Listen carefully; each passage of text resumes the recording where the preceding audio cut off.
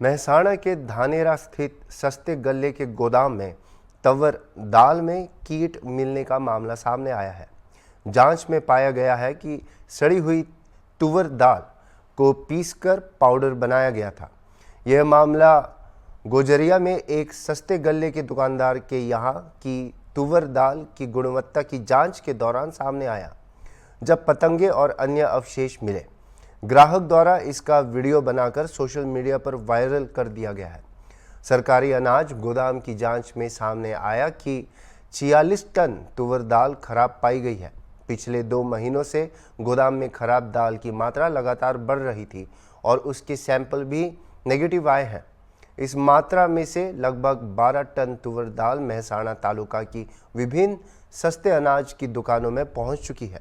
बाकी खराब दाल को वापस लेने का आदेश दे दिया गया है।